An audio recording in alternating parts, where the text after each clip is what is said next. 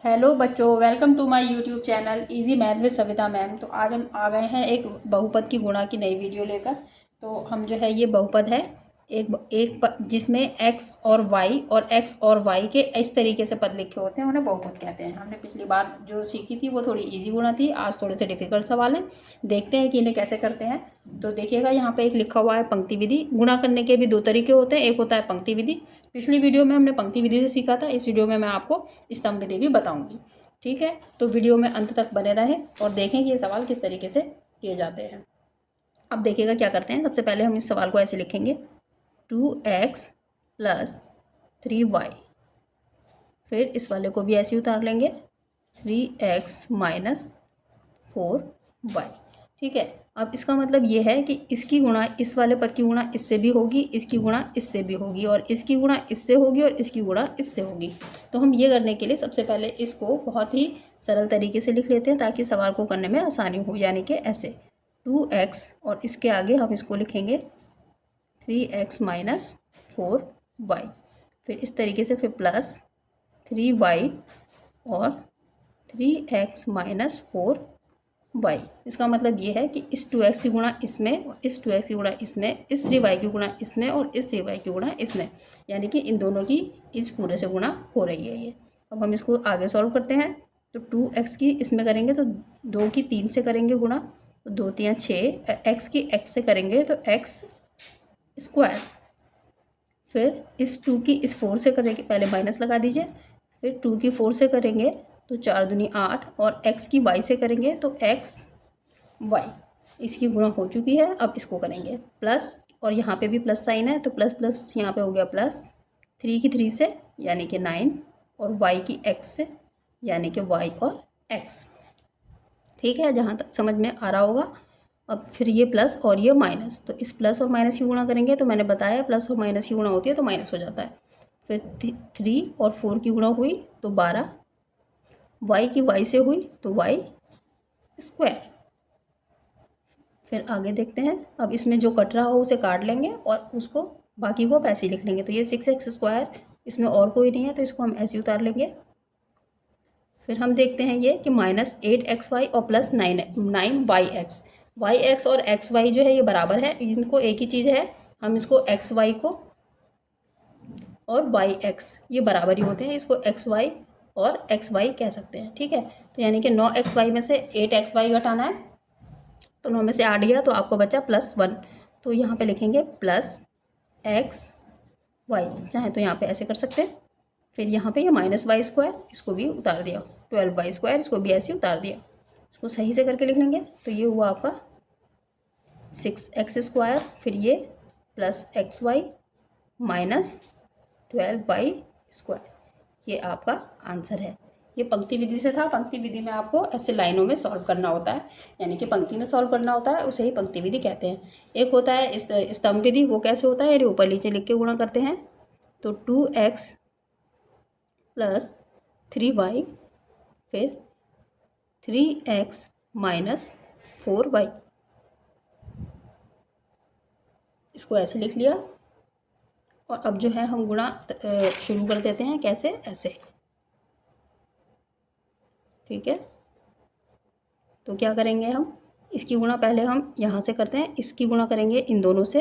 तो 3 दूनी 6, और x की x से x²। फिर इस 3 इससे करी इससे तो प्लस 3 की 3 से 9, और x और y ऐसे ही। ठीक है, फिर हम करेंगे यहाँ पे नीचे इस वाले की गुणा करेंगे इन दोनों से, उसको नीचे लिखेंगे। तो ये किया हमने -4y की 2x से, तो ये आएगा -4 दूनी 8, और xy। फिर इसकी इससे तो माइनस का 4 तियाँ 12, y की y से y²। अब इसमें हम जैसे हम गुणा में करते हैं ऐसे कर लेंगे। फिर इसको जोड़ लेंगे और घटा लेंगे जैसे हम करते हैं उसमें। ठीक है, इसमें जैसे मान लीजिए हमने यहाँ पे प्लस का साइन लगा दिया, वैसे ज़रूरत नहीं है। तो ये हुआ आपका 6x²। ये 9 में से 8 गया तो प्लस का xy, और ये माइनस का 12y²। तो आप देखिए दोनों से आंसर सेम ही आ रहा है ना। तो आशा करती हूँ कि आपको ये स्तंभ विधि भी समझ में आ गई होगी। ये आपकी पंक्ति विधि और ये आपकी स्तंभ विधि। अब हम दूसरा सवाल देखते हैं। दूसरा सवाल ये है, तो इसमें मैं इसको भी ऐसे ही गुणा करनी है। क्या करेंगे, सबसे पहले हम इसको लिख लेते हैं। तो x, इसको पूरे पद को x square plus 2xy plus y square, फिर ऐसे ही ये माइनस वाई, फिर इसको पूरे को ऐसे उतार लेंगे, x square plus 2xy plus y square. अब जो है इसकी गुणा करेंगे। तो अब जो है हम इस x की इसी सब में गुणा करेंगे। तो इस x की जब एक्स स्क्वायर से हुई गुणा, तो इस पे एक पावर है और इस पे दो, तो एक और दो जुड़ जाती हैं जैसे मैंने बताया था। तो एक और दो जुड़ के हो गई एक्स क्यूब, फिर प्लस 2 और x की x से हुई तो एक्स स्क्वायर और y ऐसे उधर जाएगा। फिर इस तरीके से प्लस x की y स्क्वायर से होगी तो x और y स्क्वायर, फिर इस माइनस y की होगी x स्क्वायर से तो माइनस वाई एक्स स्क्वायर, फिर इस माइनस वाई की प्लस 2xy से होगी तो माइनस की प्लस से हुई तो माइनस, और y की होगी तो 2x और y की y से गुणा करेंगे तो वाई स्क्वायर, फिर ये प्लस और माइनस फिर माइनस हो गया, और y की y स्क्वायर से होगी तो ये हो गया आपका y क्यूब। अब इसको हम सॉल्व कर लेंगे। जो एक जैसे पद होंगे उसमें हम जोड़ और घटाना जो भी संक्रिया हो रही होगी उसको करेंगे। तो देखिए एक्स क्यूब का इसमें, फिर अब देखते हैं कि 2x स्क्वायर वाई का कोई पद है जिसमें एक्स स्क्वायर हो और एक वाई हो। तो एक ये है, देखिएगा ये है एक्स स्क्वायर वाई और ये एक्स स्क्वायर वाई, तो इसमें ये 2 और ये 1, तो इसमें से इसको घटाएंगे तो ये हुआ आपका एक्स स्क्वायर वाई। फिर ये है एक्स वाई स्क्वायर और ये है एक्स वाई स्क्वायर, तो ये माइनस 2xy स्क्वायर है और ये प्लस 2xy स्क्वायर है। तो माइनस 2xy में से प्लस xy को घटाएंगे तो यहाँ पे आएगा माइनस xy स्क्वायर, और फिर ये y क्यूब ऐसे उतर जाएगा, माइनस y क्यूब। तो ये आपका x cube plus x square y minus x y square minus y cube, ये आपका आंसर आ गया। फिर अब एक और सवाल है। यही सवाल जो है थोड़ा सा इस तरीके से भी आ जाता है बच्चों, इसको भी देखते हैं। ये कहते हैं कि 2x square plus y square में 3x माइनस 5y से गुणा कीजिए, और यदि x बराबर 2 और y बराबर 1 तो गुणनफल की सत्यता की जांच कीजिए। इसका क्या मतलब है? इसका मतलब ये होता है कि इसकी इससे पहले गुणा करिए और फिर इसकी जो गुणनफल आए उसमें ये रखिए और ये रखिए, वो बराबर होना चाहिए इसको जब हम इधर रखेंगे तब। तो कैसे करते हैं उसको मैं बताती हूँ। देखिए सबसे पहले तो गुणा करनी है बच्चों, इसको गुणा कर लेते हैं। तो 2x square plus y square की मल्टीप्लाई करनी है 3x माइनस 5y स्क्वायर से, ठीक है। तो देखिए 2x square 3x minus 5y square, फिर ये प्लस वाई स्क्वायर, फिर 3x माइनस 5y स्क्वायर, ठीक है। तो हम गुणा कर देते हैं इनकी। 2 की 3 से हुई तो 6 और x स्क्वायर की x से हुई तो x क्यूब, माइनस 5 की 2 से हुई 10 x स्क्वायर और ये y स्क्वायर, ठीक है, प्लस वाई, ये 3 पहले आएगा फिर वाई स्क्वायर और x, इसी तरीके से प्लस और माइनस की गुणा हुई तो माइनस, और 5 वाई स्क्वायर की वाई स्क्वायर से हुई तो y की पावर 4, ठीक है। ये इसका आंसर आया है। अब इसको देखें, कुछ कट तो नहीं रहा, इसमें कुछ भी नहीं कट रहा है।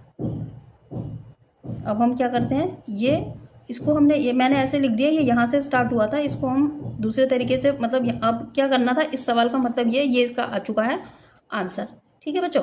तो हम क्या करेंगे, पहले x बराबर 2 और y बराबर 1 इसमें रखेंगे, फिर x बराबर 2 और y बराबर 1 जो है हम इसमें भी रखेंगे। ये LHS बराबर RHS होता है, मैंने थोड़ा सा ये कर लिया कि ये बराबर में यहाँ लिखना था, यहाँ पे रखना था, लेकिन मैं इसको करती हूँ समीकरण 1 और ये समीकरण 2। ठीक है, अब क्या है देखते हैं। समीकरण 1 में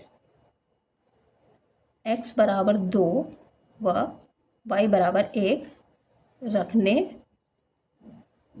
पर, यहाँ रखिएगा तो x बराबर 2 रखेंगे, x की जगह पे रखेंगे 2, तो 2 और x की जगह पे 2, तो 2 की पावर 2 प्लस y बराबर 1, तो 1 का स्क्वायर। ठीक है, इसमें मैंने ऐसा ब्रैकेट लगा दिया। फिर 3 और x की जगह पे 2 माइनस 5 y की जगह पर 1 का स्क्वायर। ठीक है, फिर हम क्या करेंगे इसको देखिएगा, ये हुआ 2 और ये 2 दूनी 4, तो गुणा 4, यहाँ पे कोई साइन नहीं है, इसका मतलब गुणा हो रही है, प्लस ये 1 बन गया। ठीक है, ये ऐसे हो गया।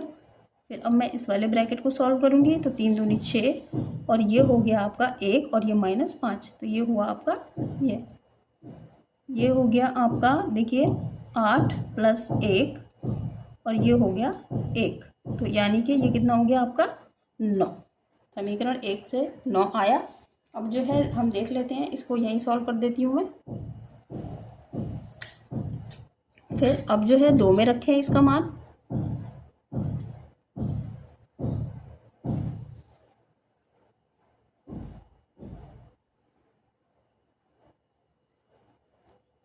तो समीकरण 2 में x बराबर 2 और y बराबर 1 रखने पर, तो इसमें रखिएगा, ये है समीकरण 2। तो देखिए 6, x का मान 2, तो 2 की घात 3, फिर -10 x 2, तो 2 का स्क्वायर और y 1, तो y का स्क्वायर, प्लस 3 1 का स्क्वायर इंटू 2, है ना। फिर यहाँ पे देखिएगा -5 और y की पावर 4,